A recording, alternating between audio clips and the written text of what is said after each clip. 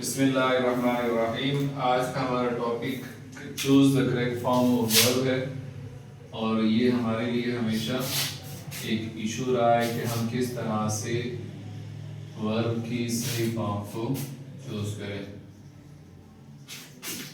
अब हमने all 6 tenses पढ़ लिए। अब हमारे सामने जो आएंगे वो मिक्स आएंगे, किसी खास टेंस के नहीं, ठीक है। लेकिन पहला सेंटेंस लिखा हुआ है she dash newspapers for living.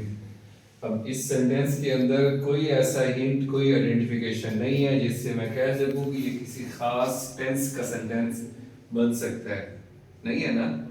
तो इस तरह अब आपने 6 मतलब 12 टेंसेस को माइंड में रख के बैठना है इन चीज़ों को सॉर्ट आउट करने के लिए। ऑप्शन है एक सेल, सेल्स, सेलिंग या विल सॉर्ट। कौन सा ठीक होगा? हम एंड से शुरू करते हैं। सबसे पहले इस ऑप्शन को देखते हैं। सब इससे भी पहले एक बेहतरीन तरीका ये है कि आप जो वर्ब यहाँ पर पूछा जा रहा है उसकी सारी फॉर्म्स देखते हैं। सेल है ना, तो सेल फर्स्ट फॉर्म सेल है, second form sold, third form भी सोल्ड है, और जो फोर्थ फॉर्म जो है वो फर्स्ट फॉर्म के साथ आईएनजी ऐड करो तो वो फोर्थ फॉर्म बन जाती है सेलिंग। और फॉर्म जो वर्ब लिखनी, सबसे पहले हम इसको कहेंगे कि ये सही है तो कैसे, अगर गलत है तो क्यों गलत है। ये क्यों का जवाब जब आपको मिल जाएगा आपके बहुत सारे मसाइल, आप खुद ब खुद इन चीज़ों को इंटरेस्ट भी बढ़ेगा और आप सही गलत का एक तमीज़ कर सकेंगे। आपकी जो मतलब इंटरनेशनल लेवल पे जो पेपर होते हैं वो आमतौर पर एमसीक्यूज के होते हैं और वो इन पेपरों को बड़ा मतलब स्टैंडर्डाइज्ड पेपर कहते हैं। हमारे यहाँ पे तो तुक्का चलता है, अक्कड़ बक्कड़ बंदे वो आगे वाला ठीक है, यहाँ पर सो आ गया। इस तरह नहीं करें कि अगर एक जवाब ठीक है तो क्यों ठीक है, बाकी 3 गलत क्यों है। पहले बाकी 3 के गलत होने को साबित करोगे तो फिर जो एक ठीक है उसका ठीक होना जाहिर करेगा कि आपको वाकई आता है, वरना सिर्फ वही तुक्के वाली बात है कि बस यही लग रहा है, क्यों ठीक है ये नहीं पता। तो इसको जस्टिफाई करेंगे कि पहला ऑप्शन ठीक है या गलत है। क्यों गलत? क्या गलती है उसमें?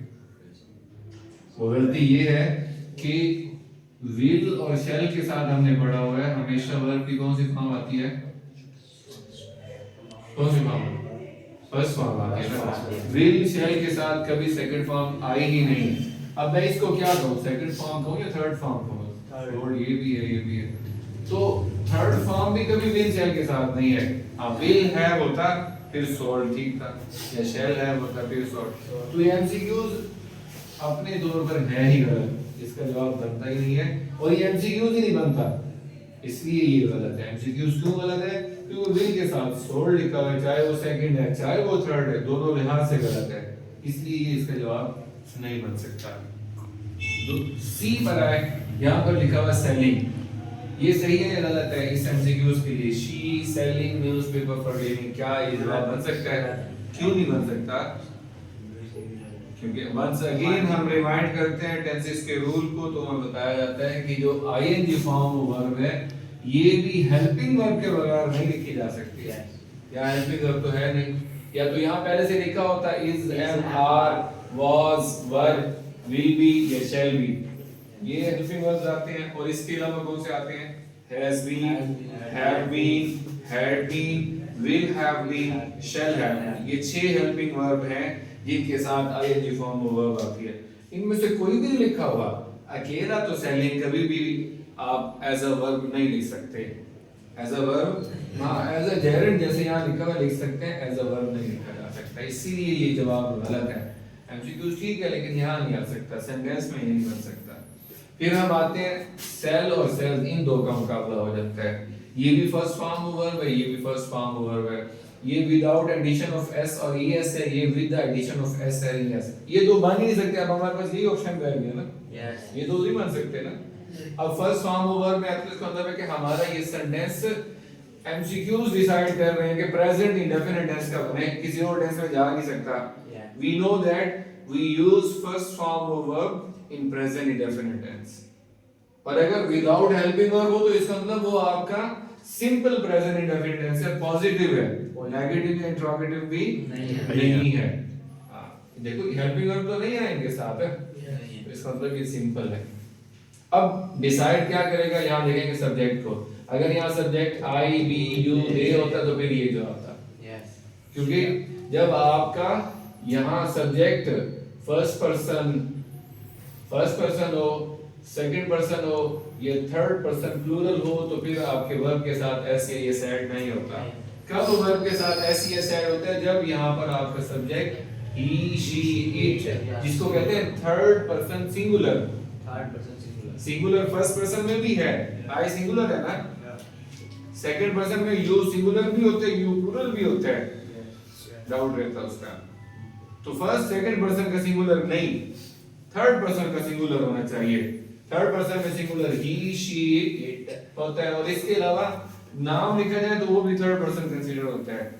तो यहाँ ही शी इट या कोई वाहिद एक नाम लिखा है तो फिर वर्ब के साथ एस या इसका इजाफा होता है, इसलिए यहाँ पर आएगा she sales newspapers for living, ये इसका जवाब होगा।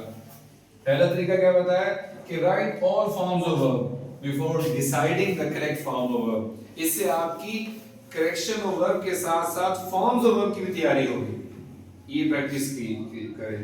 दूसरा सेंटेंस लिख रहा हूं, दे, ये पहला था, दूसरा देख लें, they always back home late, ये एमसीक्यूज से पहले एक स्टेटमेंट है, एमसीक्यूज है come, comes, coming, had come. जिस तरह हमने ऊपर तीन को गलत करके फिर चौथे को सही होना साबित किया है, इसी तरह करेंगे, और इससे बड़ा फायदा होना है अगर आप ये सीख जाते हैं। जो मैं आपको टेक्निक सिखा रहा हूँ बड़ी काम की टेक्निक है, सिर्फ ये तुक्के लगाने वाला काम नहीं चलेगा। एक सही है तो क्यों सही है, बाकी तीन गलत है तो क्यों गलत है, वजह बताएं, ये बड़ी काम की चीज है। हम यहाँ से शुरू करते हैं, पहले इसकी फॉर्म्स ऑफ वर्ब लिख देते हैं। कम है ना, तो ये first form of verb come, second came, third come, first और थर्ड सेम है। फोर्थ हमें पता है कि फर्स्ट फॉर्म के साथ आईएनजी लगा दो, लेकिन यहाँ आईएनजी लगाते हुए हमने फर्स्ट फॉर्म के आखिर में जो ई था वो भी ड्रॉप कर दिया। तो ये एक रूल है कि अगर कभी आपकी फर्स्ट फॉर्म ऑफ वर्ब का लास्ट लेटर ई हो और आपने आईएनजी लगाना हो तो ई को खत्म, तो वो भी वॉवल है, वो भी वॉवल है, तो दो वॉवल इकट्ठे तो नहीं हो सकते ना, इसलिए ई को ड्रॉप करेंगे तो आईएनजी लगेगा। और एक और बात बता दो कि ई को उस वक्त ड्रॉप किया जाता है जब ई से पहले वॉवल लेटर ना हो, और आमतौर पर नहीं होता। जैसे राइट है, राइटिंग लिखते हुए ई को ड्रॉप कर देते हैं, WRITING। लाइक है, लाइकिंग लिखते हुए LIK ई ड्रॉप हो जाते हैं ING, तो ये ई को ड्रॉप करके आईएनजी लगाते हैं। खैर ये तो फॉर्म्स ऑफ वर्ब बन गई। अब आपके पास एमसीक्यूज है, ए में कम, बी में कम्स, सी में कमिंग और डी में हैड कम। पहले तो ये डिसाइड करें कि ये जो कम लिखा हुआ है ये फर्स्ट फॉर्म वाला कम है या थर्ड फॉर्म वाला कम है, दोनों सेम नहीं, यहाँ कौन सा है, थर्ड फॉर्म वाला है। कैसे, एक बात ज़हन में रखें, थर्ड फॉर्म ऑफ वर्ब कभी भी विदाउट हेल्पिंग वर्ब नहीं लिखी जा सकती। या तो यहाँ हेल्पिंग वर्ब होगा, इसमें तो नहीं है स्टेटमेंट में, फिर इसके साथ होना चाहिए। अगर इसके साथ भी हेल्पिंग वर्ब नहीं है, यहाँ भी लिखा इसका मतलब ये फर्स्ट फॉर्म वाला है कम, थर्ड फॉर्म वाला कम, ये नहीं है, बल्कि वो यहाँ लिखा हुआ है, देखो लिखा हुआ है ना, हैड के साथ लिखा हो तो ये थर्ड फॉर्म है, और हैड के साथ वैसे भी has, have, had, will have, shall have, ये हैज, हैव, हैड कंपनी जहाँ आती है उनके साथ थर्ड फॉर्म होती है आमतौर पर, ठीक है।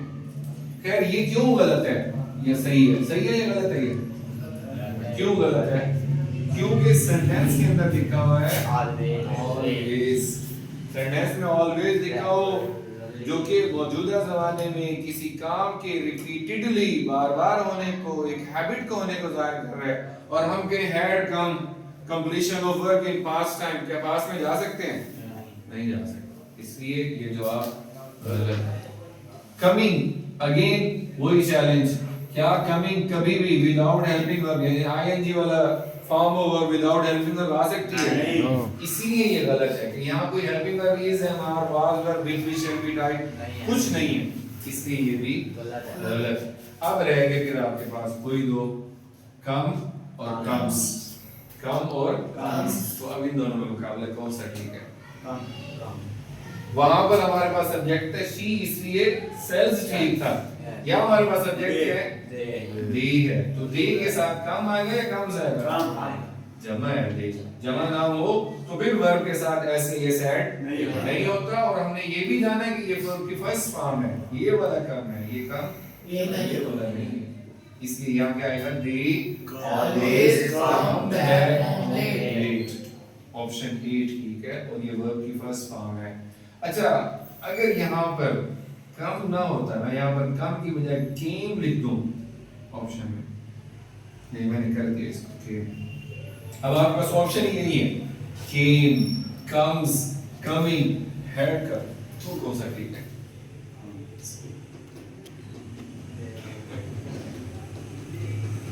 तो एक नई बात ध्यान में रखें कि ऑलवेज प्रेजेंट हैबिट्स को भी शो करता है, पास्ट हैबिट्स को भी शो कर सकता है। हाँ, अगर कम नहीं है तो फिर केम भी नहीं है। ठीक है, ये बड़ी पता की बात है, अंदर की बात है। ठीक चलिए जी, हम नेक्स्ट जाते हैं। इसके बाद number 3 sentence. Are you getting my words? समझ आ रही है? Yes. Is it helpful for you? Okay. The baby dash for milk now. Option A, cries, is crying.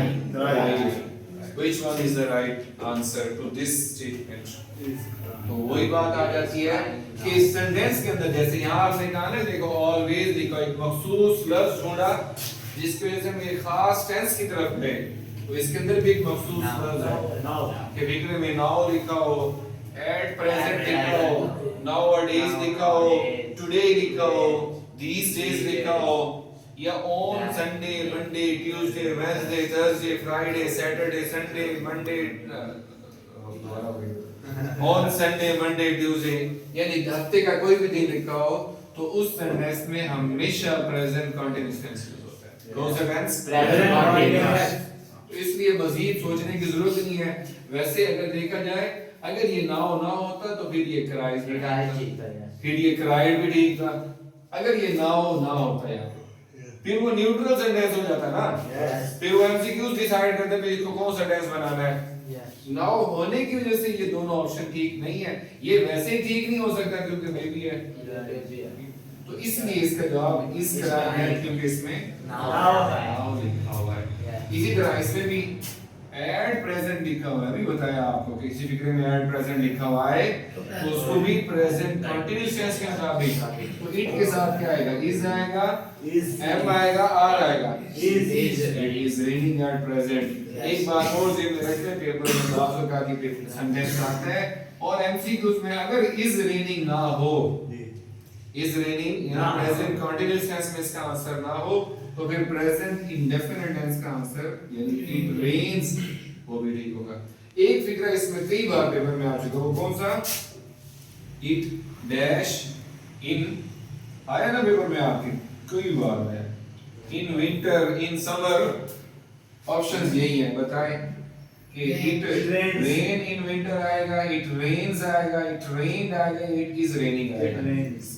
Best option तो यही है, इट रेन्स, क्योंकि हर सीजन का एक मामूल है, एक तरतीब उसमें होती है। अगर ये ना हो तो फिर ये भी ठीक है, ये ना हो ये भी ठीक है, क्योंकि ये भी कहीं ना कहीं न्यूट्रल में चला जाता है। लेकिन पहला ऑप्शन इट रेन्स, क्या हम कहेंगे कि दैट इज द अपना नेचर्स रूटीन ऐसा होता है। It rains in winter, it rains in summer. अभी नहीं हो रही बारिश, जरा कम हुई है इसलिए सर्दी ज्यादा है, लेकिन आमतौर पर होती है। बारिश होती है तो मौसम ठीक होता है, और बारिश ना हो, और हम जानते भी हैं जब बारिश ज्यादा होती है तो फिर पानी भी ज्यादा होता है, बारिश कम हो तो पानी कम भी होता है। इसके बाद हम एक और स्टेटमेंट में आ जाते हैं। The boys are dash their home task. Option है डू, डज, इट, डूइंग। इसमें क्या जवाब आएगा? बॉयज, बेबीज नहीं है, बॉयज। इसको क्या पढ़ना है? बॉयज, बॉयज नहीं, बॉयज। वो होते हैं बॉय, ये होता है B O U Y, boy, left boy. ये बॉय नहीं है, boy.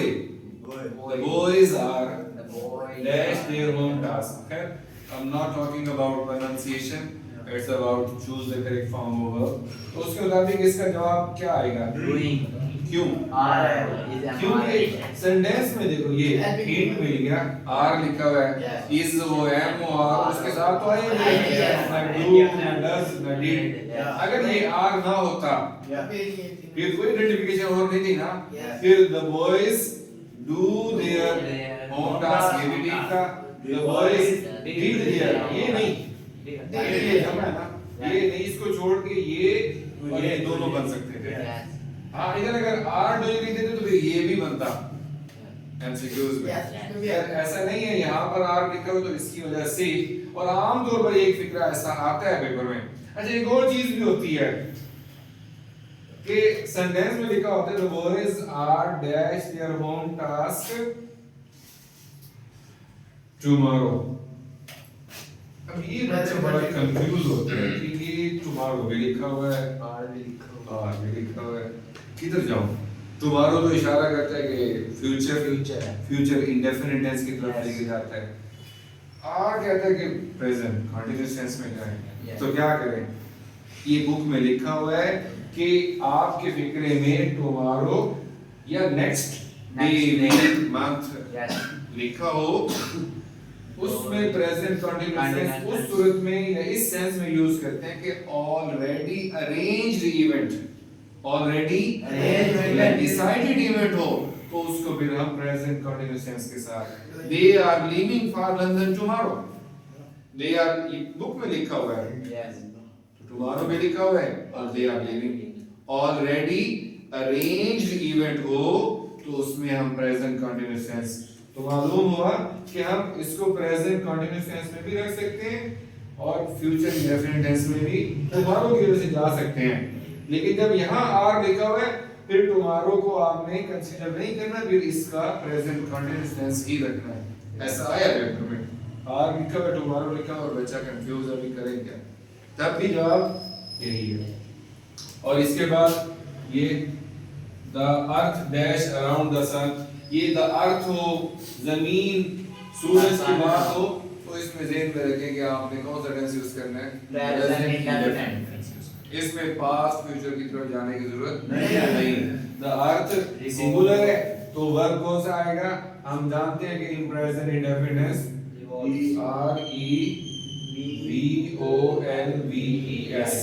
revolves revolves around the sun। इसी तरह the sun rises in the east, the sun sets in the west। तो this is all about for today's class। आपको कुछ बातें सिखाई हैं कि करेक्शन ऑफ वर्ब पे हम जितनी भी प्रैक्टिस करेंगे वो ऑल टेंसेस को माइंड में रखते हुए करेंगे, और जो एमसीक्यूज हम लिखेंगे उसका दूसरा काम क्या करेंगे, उनके फॉर्म्स ऑफ वर्ब भी लिखेंगे ताकि हमारे फॉर्म्स ऑफ वर्ब भी मतलब इनको बेहतर करने का, याद करने का तरीका है। और तीसरा नंबर पर हम जब एमसीक्यूज डिसाइड करेंगे अगर हमारा एक जवाब ठीक है तो बाकी तीन गलत क्यों ये भी बताएंगे। अगर ये चीज सीख के आपकी करेक्शन ऑफ वर्ब कमाल हो जाएगी। और ये सिर्फ यहीं तक नहीं है, 9th में भी है, 10th में भी है, फर्स्ट ईयर में भी इसका क्वेश्चन है, सेकंड ईयर में तो फिर करेक्शन ऑफ सेंटेंस पूरा सेंटेंस लिखा हुआ आता है, वो बहुत वास्ट है। तो उसके अलावा आपकी हर राइटिंग में टेंस का यूज है। हमारा टेंस जितना मजबूत होगा हमारी इंग्लिश क्रिएटिव राइटिंग, कंपोजिशन हमारी, और क्वेश्चन आंसर में कॉम्प्रिहेंशन में चले जाएं हर किस्म की, और इंग्लिश के अलावा भी आपके बाकी सब्जेक्ट्स हैं वो भी तो इंग्लिश मीडियम है ना। टेंस तो यूज होता है डेली लाइफ में, अगर आपको बोलना पड़ जाए इसीलिए नहीं बोलते ना हम टेंस नहीं आता हमें, तो टेंस आने की वजह से आपके अंदर कॉन्फिडेंस आएगा। खैर बोलना थोड़ा अलग है, और ये जो रिटन होता है इसमें थोड़ा फिर हार्ड एंड फास्ट रूल होता है, इसमें हमें बहुत ज्यादा ख्याल करना होता है। बोलने में तो जैसे भी बोले अगले बंदे को समझ आनी चाहिए, चल जाता है कि कमिंग गोइंग कहते हैं, गोइंग गो गो पूरा टेंस तो नहीं बोला ना, बोला पूरा सेंटेंस वेयर होम, ओके पूरी बात समझ आ गई। यहाँ पे लिखेंगे क्या कहेंगे, वेयर आर यू, आगे जाएगा आई एम एट होम, लिखना पड़ता है। लेकिन जब हम वर्बली बात करते हैं तो उसमें पूरा सेंटेंस बोलने की जरूरत नहीं होती। वेयर हाउस, ओके हाउस कहते हैं, होम कहते हैं। तो आज के लिए इतना